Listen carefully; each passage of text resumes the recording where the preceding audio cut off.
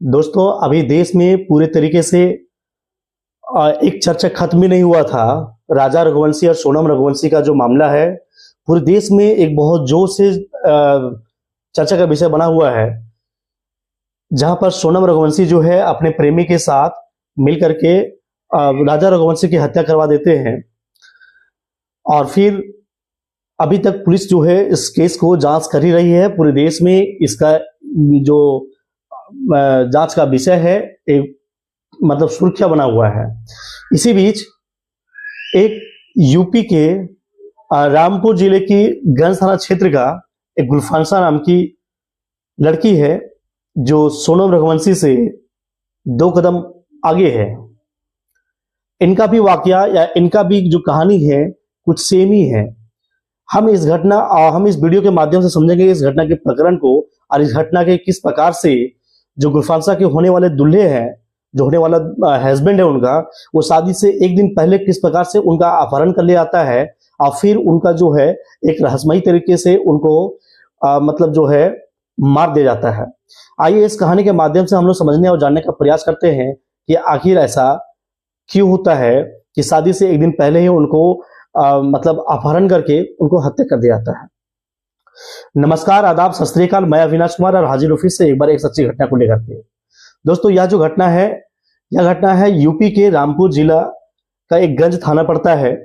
यहाँ पर निहाल नाम का एक व्यक्ति होता है, जो 25 वर्षीय निहाल नाम का व्यक्ति है। इनका शादी होता है, जो शादी मतलब तय होती है, गुलफांसा नाम की एक लड़की है, उनसे इनका शादी तय होती है। शादी का जो समय है वो 15 जून रखा जाता है। 15 जून को बारात जाने का समय रखा जाता है। निहाल अपने घर से गुलफांसा के घर पहुंचते 15 जून को और फिर शादी करके वो लौट जाते 16 जून को। इसी क्रम में 15 जून से एक दिन पहले यानी 14 जून को ही इस घटना को अंजाम दिया जाता है। दोस्तों, दरअसल होता ऐसा है कि शादी के माहौल में सब लोग खुश होते हैं। पूरे घर पर जो है शादी के कार्यक्रम पूरा जोरों से चल रहा होता है। 15 जून की शादी का समय था, बारात जाने का समय था। उससे एक दिन पहले घर में जो रीति रिवाज होता है, शादी का जो कार्यक्रम होता है, उसका कार्यक्रम चल ही रहा था। इस बीच एक फोन कॉल आता है निहाल के फोन में। निहाल होने वाला दूल्हा होता है। इनके फोन कॉल में एक फोन आता है और कहा जाता है कि दूल्हे के लिए जो कपड़ा लिया गया है उसके लिए आपको नाप देना है, तो आप मतलब बाजार आ जाइए या तो हमारे साथ चलिए बाजार, वहां जाकर के जो है आप नाप दे दीजिए। फोन को सुनते ही है निहाल अपने घर पर अपनी मम्मी और बाकी लोगों जो रिश्तेदार आसपास में होते हैं उनसे कहते हैं कि मैं बस कुछ ही क्षणों में अभी आता हूं कपड़े की नाप दे करके। या कह करके जो है वो गाड़ी में बैठ जाते हैं और फिर जो है बाहर दो लड़के आते हैं। वो दुल्हन के चचेरा भाई होने का बात बताते हैं अपने आप को, जो उनको रिसीव करने के लिए आते हैं, कपड़े की नाप दिलाने के लिए उनको लेके जाते हैं। इनके गाड़ी में बैठ जाते हैं। ये लड़का होता है सद्दाम और फरमान। ये गुलफांसा के मोहल्ले के लड़के होते हैं। ये दोनों जो है इनको गाड़ी में बैठा करके ले जाते हैं दूर। और फिर यहां से जाने के बाद मतलब जो है निहाल यहां से गायब हो जाता है रहस्यमयी तरीके से। अचानक से फिर जो है उसका कोई भी सुराग नहीं लगता है। लेट शाम होता है, जैसे जैसे शाम होता है परिजन उसको ढूंढते हैं, खोजते हैं, कहीं नहीं मिल पाता है। उनको फोन कॉल किया जाता है, फोन उनका लगातार बंद आता है। इस बीच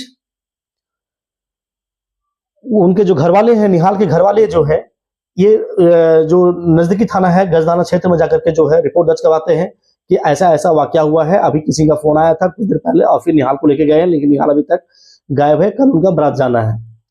पुलिस जो है इस केस को सुनती है, रिपोर्ट दर्ज करती है और फिर जो है इन्वेस्टिगेट करने के लिए तैयार होती है और इन्वेस्टिगेट करने लगती है। सबसे पहले पुलिस जो है, जैसे हर केस की जांच होती है, पहले वो सीसीटीवी फुटेज निकालने का प्रयास करते हैं। सीसीटीवी फुटेज को जब खंगालते हैं तो वो लोग पाते हैं कि 2 लड़का सद्दाम और फरमान जो होते हैं, ये उनको निहाल को बैठा करके वहां से निकलते हैं। ये एक आखिरी फुटेज पुलिस के पास पहुंचता है। इसके बाद पूरे इन्वेस्टिगेट में कोई भी फुटेज उनके पास नहीं होता है। लेकिन इसी फुटेज से जो है सद्दाम और फरमान को गिरफ्तार कर लिया जाता है।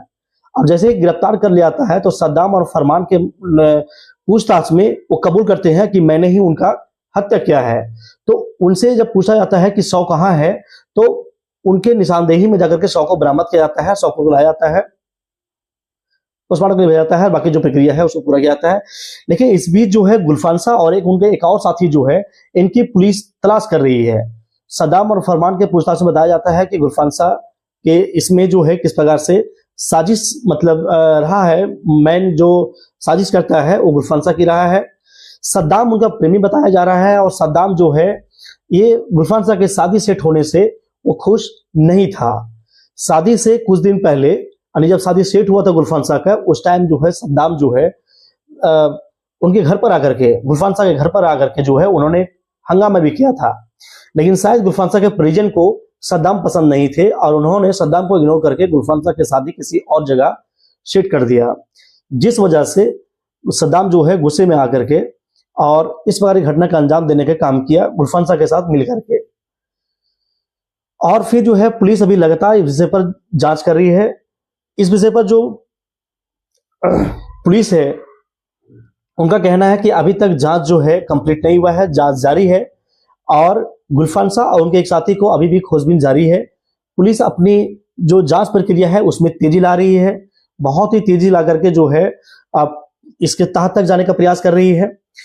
अंततः दोस्तों हम सब समझने और जानने का प्रयास करते हैं कि जिस प्रकार से समाज में आए दिन इस प्रकार की घटनाएं बहुत तेजी से घट रही है, तो कहीं ना कहीं यहाँ पर दोष जो है परिजन का होता है, घर वाले का होता है। घर वाले जो है दूल्हा या दुल्हन की मन की बात को समझने में नाकामयाब होते हैं, समझने में, या फिर समझते जरूर हैं लेकिन शायद अपनी मर्यादा या कुल के ध्यान में रखते हुए जो है इस प्रकार को जो है घटना को बढ़ावा दे रहे हैं।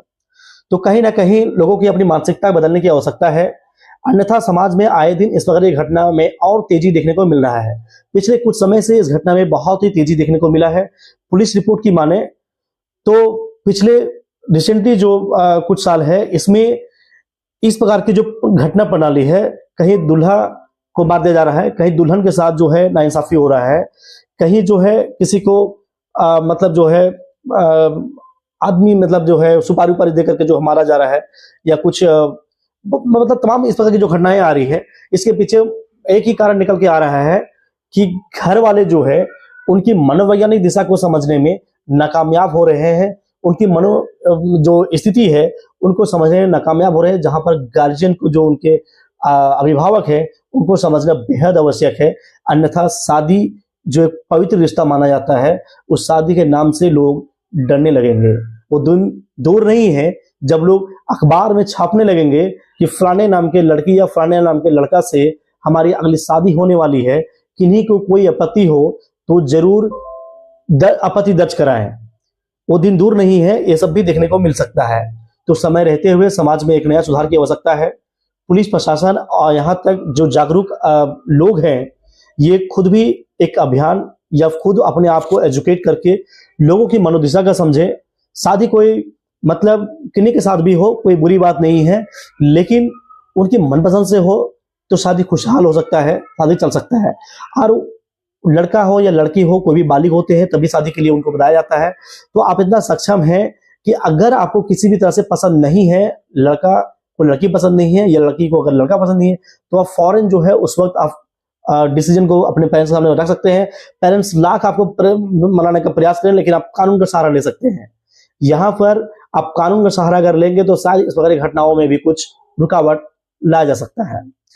दोस्तों, यह रामपुर की जो घटना है, इसको सुनाने का मकसद किसी को हताहत करना नहीं, किसी को परेशान करना नहीं, किसी का दिल नहीं दुखाना है। बस आप लोगों को सतर्क और सावधान रखना है ताकि आप इस चीजों को सुने और सावधान रहने की कोशिश करें। जी, आज के एपिसोड में बस इतना ही। अगला एपिसोड में हम फिर से हाजिर होंगे। और वीडियो अगर अच्छा लगा होगा तो वीडियो को आप लाइक जरूर करें। चैनल में अगर नए होंगे तो चैनल को सब्सक्राइब जरूर करें। धन्यवाद।